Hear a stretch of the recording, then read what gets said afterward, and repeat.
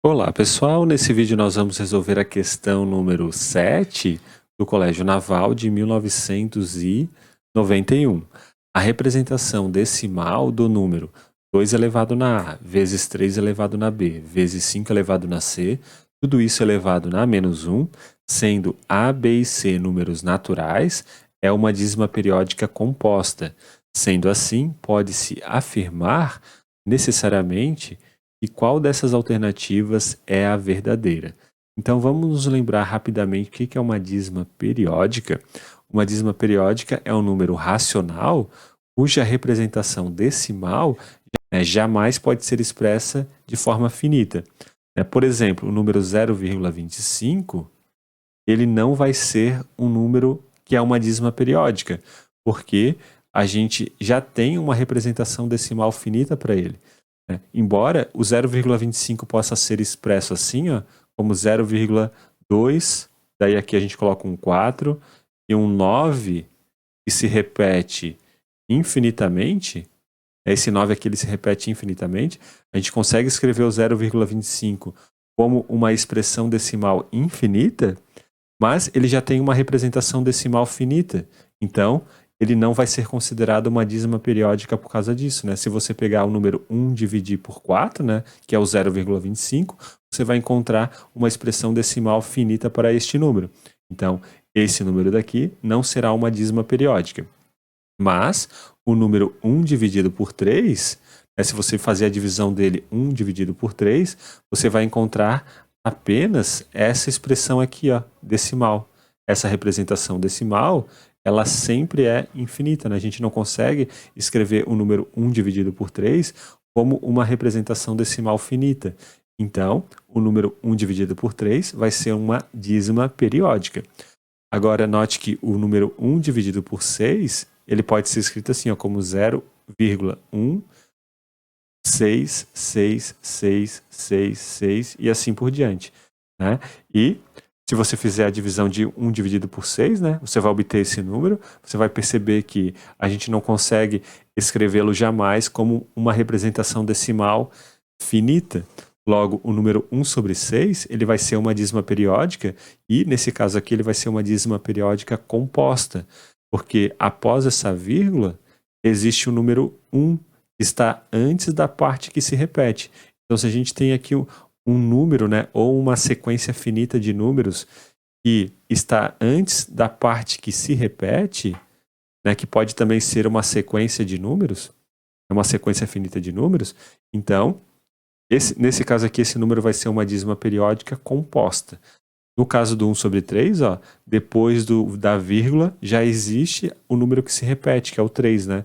Então, 1 dividido por 3, ele não vai ser uma dízima periódica composta, ele vai ser uma dízima periódica simples, né? O número 1 dividido por 15, ele se escreve assim, ó, ele é 0,06666666, né? E perceba que após a vírgula existe o zero, né? E após o zero tem a parte que se repete. Então, 1 dividido por 15, ele vai ser uma dízima periódica composta. Então, agora vamos tentar resolver o nosso problema. E para isso, o que eu vou fazer? Eu vou colocar no quadro este conjunto aqui, ó. O conjunto de todos os elementos do enunciado do problema. É o conjunto de todos os números racionais, que são dessa forma aqui, que vai ser uma dízima periódica, né, composta, né? A, B e C são números naturais. Então, a gente tem que se perguntar o que acontece com os expoentes deste número, né? Isso que o problema está nos pedindo. A gente quer saber se um elemento X ele pertence a esse conjunto C, o que a gente precisa, o que a gente tem que necessariamente afirmar a respeito desses expoentes A, B e C. Bom, perceba que esse conjunto C, ele não é vazio. Por que o conjunto C não é vazio?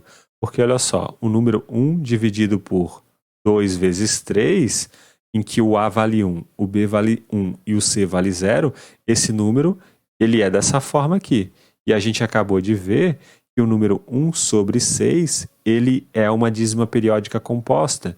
Então, o que nós vamos fazer? A gente vai dizer que o número 1 sobre 6, ele pertence ao conjunto C. O número 1 sobre 15, ó, ele também pertence ao conjunto C, porque o número 1 sobre 15 ele se escreve assim, ó, como 1 sobre 3 vezes 5, em que o A vale 0, o B vale 1 e o C vale 1. Como 1 sobre 3 ele se escreve dessa forma, ou melhor, como 1 sobre 15 ele se escreve dessa forma aqui, e é uma dízima periódica composta, então ele pertence ao conjunto C. Logo, perceba que o número 1 sobre 3 ele não pertence a C, embora o número 1 sobre 3 ele se escreva dessa forma, em que o A vale 0, o C vale 0 e o B vale 1, ele não é uma dízima periódica composta. Então, o número 1 sobre 3 ele não vai pertencer ao conjunto C. Da mesma forma, o 0,25, que é o 1 sobre 4, ele não pertence ao conjunto C, né? Embora 1 sobre 4, ó, 1 sobre 4 se escreve como 1 sobre 2 ao quadrado. Ele se escreve dessa forma aqui, ó. O A vale 2, o B vale 0, o C vale 0. Mas ele não é nenhuma dízima periódica, né? Então, ele não vai ser uma dízima periódica composta, logo, ele não está no conjunto C. Então, vamos analisar a letra A. O que nos diz a letra A, né? Que se um elemento X, ele está em C, então necessariamente esses expoentes aqui, ó, será que eles têm que ser dessa forma? Né? Será que obrigatoriamente, quando o número X ele está no conjunto C, será que o A tem que ser igual a 0? Bom, a gente acabou de dar um exemplo aqui que não, né? Por exemplo, esse exemplo aqui, ó, 1 sobre 6, que é 1 dividido por 2 vezes 3, o número A, o expoente A, ele vale 1. Então, para que um número esteja em C, ou seja, ele é dessa forma e é uma dízima periódica composta, não precisa necessariamente que o A seja igual a 0. Então, nós vamos descartar a letra A como sendo a nossa resposta verdadeira, porque não necessariamente o A precisa ser igual a 0. Né? 1 sobre 6 é um exemplo disso. No caso da letra B, será que necessariamente o C precisa ser igual a 0? Não, né? O número 1 sobre 15 é um contra-exemplo, né? 1 sobre 15 é 1 sobre 3 vezes 5, em que o C ele é diferente de 0. Ó. O C ele vale 1 nesse caso. Então, a letra B ela também é falsa. O que nos diz a letra C? Nos diz que obrigatoriamente o B tem que ser igual a 0 para que um número X esteja no conjunto C. Será que isso é verdade? Será que se um número X ele está em C, no conjunto C, será que o expoente B ele deve ser igual a 0? Bom, vamos pegar um número X e com o expoente B igual a 0. Ou seja, ele é dessa forma assim, né? Ele é 2 elevado na A, vezes 3 elevado, ou melhor, vezes 5 elevado na C. Então perceba que este número ele pode ser escrito assim, ó, como 1 sobre 2 elevado na A, vezes 1 sobre 5 elevado na C. Mais 1 sobre 2 é 0,5, né? Então fica 0,5 elevado na A. E 1 sobre 5 é 0,2. Então fica 0,2 elevado na C. Agora, como que a gente pode escrever o 0,5? Né? O 0,5 é 5 vezes 10 na menos 1. Então fica tudo isso elevado na A. E o 0,2 é 2 vezes 10 na menos 1. E tudo isso elevado na C. Agora, note que este número daqui, ó, usando a propriedade da potenciação, fica assim. Fica 5 elevado na A vezes 10 elevado na menos A. E este número daqui, usando a propriedade da potenciação, é 2 elevado na C vezes 10 elevado na menos C. Agora, nós podemos escrever esse número como 5 elevado na A vezes 2 elevado na C, dividido por 10 elevado na A, vezes 10 elevado na C. Ou seja, 5 elevado na A, vezes 2 elevado na C, dividido por 10 elevado na A mais C. E perceba que este número, ele sempre vai ser um número decimal cuja representação é finita, né? É um número cuja representação decimal ela é finita, porque aqui a gente tem em cima um número natural que está sendo dividido por uma potência de 10. Então isso daqui vai ser um número decimal com representação finita. Logo, se a gente pega um x com um x dessa forma aqui, ó, com o B igual a zero, na verdade ele nunca vai ser uma dízima periódica e, portanto, ele nunca vai ser uma dízima periódica composta, porque a sua representação decimal será sempre finita. Logo, a gente vai descartar a letra C.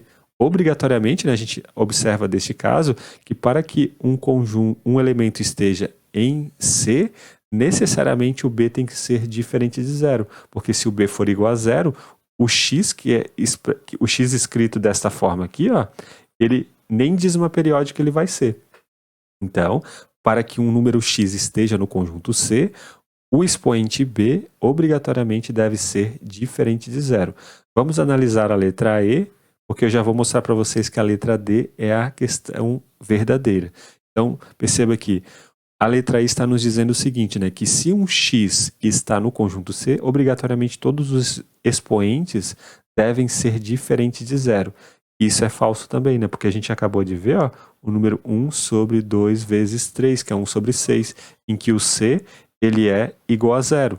E o 1 sobre 3 vezes 5, em que o A ele é igual a zero. Então, para que um número X esteja no conjunto C, não necessariamente o A tem que ser diferente de zero. Não necessariamente o C tem que ser diferente de zero. Então, vamos descartar a letra E. Então, o que nos diz a letra D? E por que nós devemos marcar a letra D como sendo a resposta verdadeira? Porque a letra D nos diz o seguinte, né? E se o X ele pertence ao conjunto C, então, obrigatoriamente, os expoentes eles devem satisfazer essas duas condições. Ó. Se o X está em C, então isso é verdade, e isso daqui é verdade também ao mesmo tempo. Bom, a gente já sabe que se o X está no conjunto C, obrigatoriamente o B tem que ser diferente de zero. Porque se o B for igual a zero, o X nem dízima periódica é, como a gente acabou de ver aqui, né? O X é um número decimal com representação finita. Então, isso daqui sempre acontece.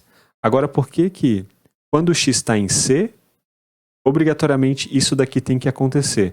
Porque se isso aqui não acontecesse, então o A deveria ser igual a zero e o C teria que ser igual a zero. Né? Se isso aqui não acontece, então A tem que ser igual a zero e C tem que ser igual a zero. Mas a gente viu dois exemplos, ó, como por exemplo o número 1 sobre 6, em que o C é igual a zero, mas o A ele é diferente de zero, e o 1 sobre 15, em que o A é igual a zero e o C é diferente de zero. Logo, para que um X pertença a C, obrigatoriamente essa condição precisa ser satisfeita e essa condição precisa ser satisfeita. Note o seguinte, né? E existe uma diferença entre nós mostrarmos que, dado um X pertence a C, o X ele tem que satisfazer essas condições para ser os expoentes, né? E a outra coisa que é completamente oposta, que é o seguinte, né? Se a gente tem um elemento X que se escreve dessa forma e os expoentes são desta forma, então o X é uma dízima periódica composta, né? São dois exercícios distintos, né? O que a gente está resolvendo aqui é o exercício que diz o seguinte, que se o X ele é dessa forma, então os expoentes são dessa forma. Mas um outro exercício também bastante interessante é o seguinte, e se a gente tem um número X que se escreve dessa forma, em que essas três condições, ou melhor, essas condições aqui elas são verificadas, então o X ele é uma dízima periódica composta. Então são dois exercícios diferentes, a gente mostrou apenas o que o exercício está nos pedindo aqui, e este outro exercício a gente pode fazer numa outra ocasião. Então, é isso, pessoal, um grande abraço a todos, vamos marcar então a letra D, até mais!